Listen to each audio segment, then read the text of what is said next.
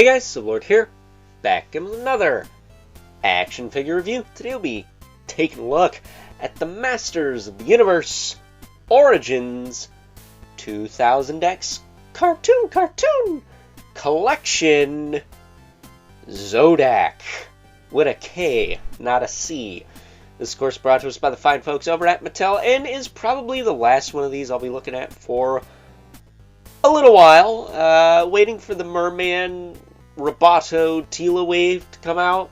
I'm on the fence about Orko because paying $20 for an Orko figure just seems like blasphemy to me. But at any rate, he is an essential character, so probably just going to have to suck it up and deal with it.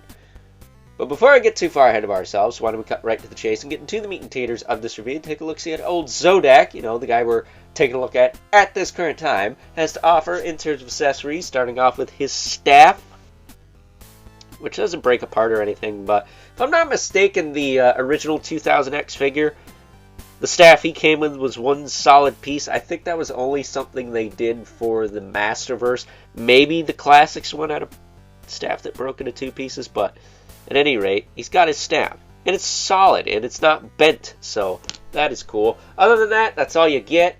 I don't know what else Zodak really needs. Maybe some glow-in-the-dark tattoos. That would have been pretty cool. But take a closer look at him. Of course, he's got his Cosmic Defender helmet going on. And not for nothing, you know, this happened, what? Back in the day, so we'll say, I gotta say 2003-ish is when Zodak was a thing. Zodak with a K, that is. Because I don't believe his figure came out until the Snake Men subline for the 2000X action figure line. Nobody bitched when they race swapped him. And last I checked, he was a way more important character than frickin' Andra, so not sure what's up with that. But as far as his articulation goes, he's got the double ball peg in the head. Look all around. Shoulders can move out, back down, forward and back. Single jointed elbow with rotation. He's got the swivel hinge wrists. Waist rotates just fine. I don't know why everyone's having a problem with these figures staying together, but I'm not. Hips will kick out, back down. Forward and back. He's got a little bit of thigh quiver in there. Single jointed knee with rotation at the boot as well as the knee. And he does have hinge in the foot with a rocker joint. So standard stuff, you know. Nothing too out of the ordinary other than the thigh quiver there, which is due to good old ball pegs doing their thing. A little sad he doesn't have the appropriate hinge for holding stuff, but he also doesn't have one enlarged hand because of that either. So I guess there's a bit of a give and take with that. But yeah, I like him. I think he's cool. Is he my favorite? No, I think my favorite, we'll say he's a good guy despite the fact that he is neutral. But my favorite good guy has always been Boss Man. I think he's really cool. Close second, probably Roboto because he's a robot. But if we're picking like main characters, Manny Faces, really cool. He could turn into a robot and a monster, you know. So, with that being said, it's time now that we move right along and take a look at some size comparisons.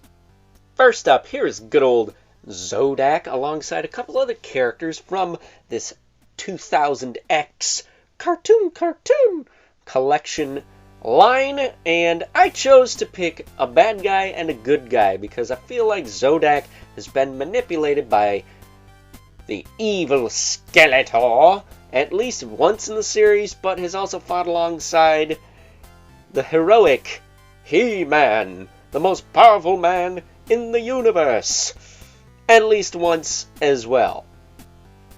That said, I do have reviews of both the Lord of Destruction and, well, we already said He-Man's thing, but I'll say it again, the most powerful man in the universe, already up on the channel, so please feel free to check those reviews out when you get a chance. I really appreciate it if you did. But yeah, Zodak being an Origins, it's pretty self-explanatory. They're all going to be about the same, although he feels a little taller. I don't know why, but just feels ever so slightly taller. And I haven't mentioned this yet, but could we possibly see a Keldor in this line with the cape that this Skeletor does not have? Because Keldor did not use the Havoc Staff, I don't believe. At least not often when he was on screen. I think he mostly used the swords. So there'd be room in the box for a cape, right? Right? And they already have a really good Keldor head sculpt. They just gotta slap it on his body, and I think that's pretty much gonna call it a day. But, you know, it is what it is. We'll see what happens. I mean, we do have Prince Adam. It would make sense to have Skeletor before he was Skeletor, right? We can wait for our two regulars. We got the Mythic Legion's Brother Manibelith. And the infamous 11 Spawn, who, as usual, towers over everyone. But I guess, to his credit, Zodak with a K could be a part-time member of the Men in Red and Black Club because he's got the red armor with the black kind of goggles on his eyes there. What black do you think I was talking about? You naughty, naughty, naughty dog, you. So, with that being said, it's time now that we wrap things up with some final thoughts. Overall, and aside from not having glow-in-the-dark tattoos, that's a missed opportunity if I ever saw one, but hey, when was the last time we got a fully glow-in-the-dark Scare Glow? I mean, glow is in his name, but all that ever glows is his head. Is that foreshadowing something to come? Maybe! I guess you'll just have to stay tuned and find out, but talking about good old Zodak here, with a K, not a C, this has always been my favorite version of Zodak. I always thought he was way more interesting than the previous versions, especially like the vintage toy look, which is, as far as I'm concerned, the afterthought character to end all afterthought characters. He is just a hodgepodge of random parts with a pretty crap little gun. This is really awesome neutral warrior Zodak with glowing like aura tattoos and a sick staff and I don't know, an actual character to boot. So yeah, with that being said, hope you guys enjoyed this review, and until next time, catch you guys later.